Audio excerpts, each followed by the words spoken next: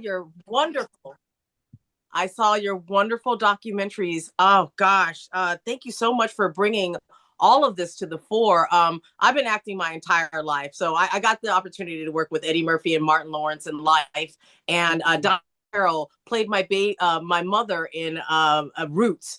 I was a baby back then, but to see all of these touch points touched upon in your stories that you told, it was so beautiful and it's so amazing. And I think it's so timely for people that are coming up right now who don't necessarily have access to this history lesson that you all gave us with these documentaries.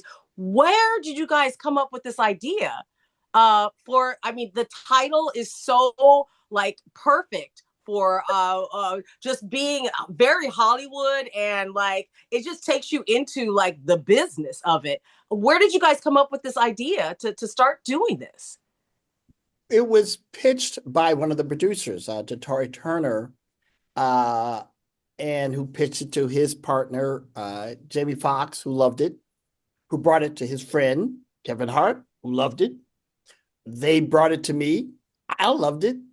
And we all talked about it. We said, you know what? The only thing better than making a movie about this is to make two. So we said, Wow. let's call Shala. And there you have it.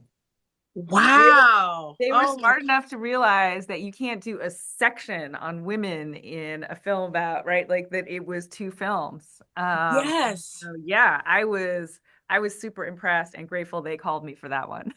For this. Yes. Oh my gosh. That is so amazing. Now, how long did it take you guys to make this, to make these, both of these? And did you make them at the same time? Was it like, first this one and then this one, or how did that work out?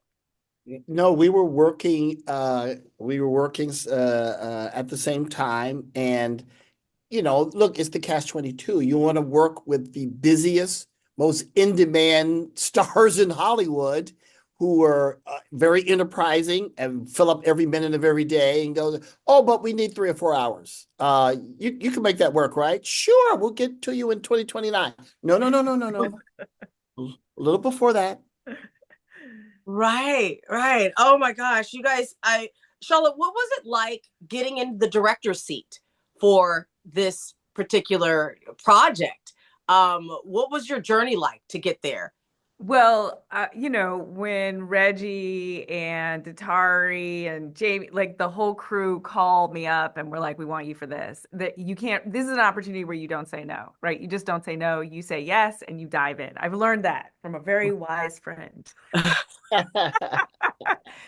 And I thought, oh my gosh, how do I even approach this? Actresses, celebrity, blah, blah, blah. And then I said, I've never seen this film. So Hmm. never, like, imagine if we had interviews and we talked to all of the actors and actresses in the 70s during the blaxploitation era. We didn't do that. The 90s, the explosion of black film. We didn't do that. So I saw it as, somebody who's been working in documentary filmmaking. This is a historic moment to capture, period. And then I got really nervous.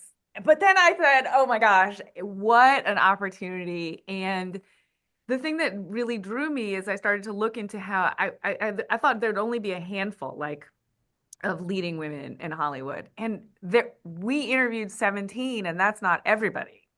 Wow. Yeah. Right. Like, we Yeah. don't even know our own amazing stats. This is, and let's not even television, it's even a larger, Right. right? This is about film and about Hollywood.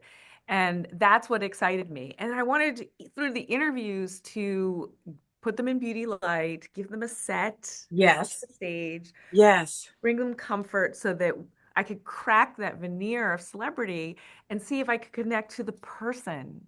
That was my objective with each one of these interviews. And Because they don't know me. They're not there for me. Like I'm big in my own mind, of course, but they were not there for me.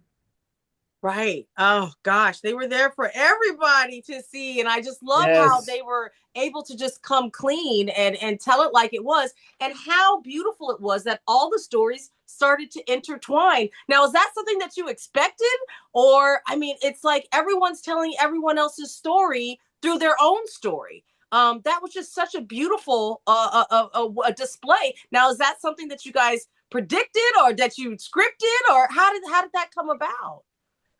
I know from speaking for myself, I didn't always know the answer to the questions I was asking, Yeah. right? But what I'm so grateful for was that everyone their truth. Everyone was so honest about their experiences.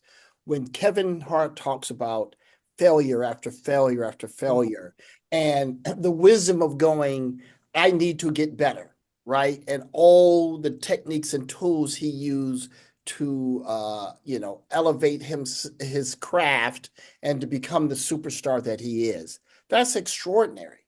Mm. The same with Will Smith when he just talked about his mind shift. And that's what's important about this movie. It's about a winner's mentality, right? That great song by Gil Scott-Heron, "The Revolution Would Not Be Televised." And he said the meaning behind that title is the revolution starts here. So you can't show it. But once you have that mental change, then everything changes around you.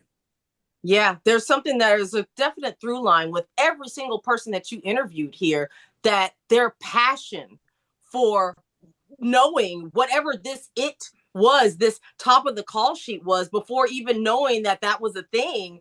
It's amazing that's something that they all carried through through the everybody's interviews. It was truly amazing.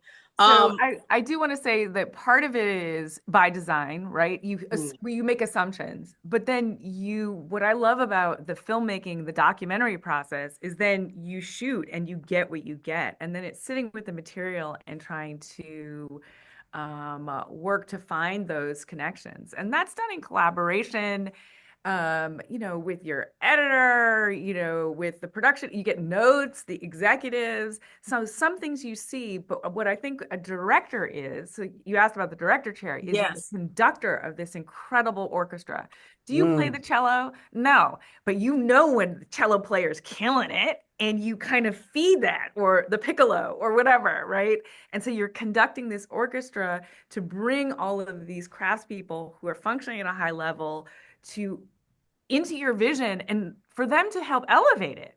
This is a collaborative process, and number one on the call sheet, I tried to get the name changed like over and over again. I was like, I hate it. And Datari was like, no, that's the best title. I had to eat crow the other day and tell him, Datari, this was genius, because I'm going around asking myself if I'm being number one on my call sheet. It's now a phrase that I hope crosses over and helps all of us think about whether we're making the choices, creating the blueprint for our own individual excellence. And what does it mean to have the platform like Apple Plus distribute this project? I know, because it's like documentary, like it's like, what's the next step? It's like, so to have something like that, what does that mean for these stories? Well, it's a beautiful thing. Several years ago, I did another documentary with Apple about the life of Sidney Poitier called Sidney.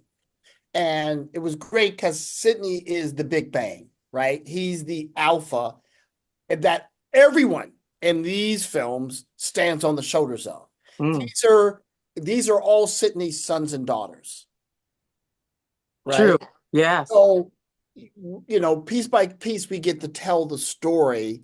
And the story, the next chapter is to be written.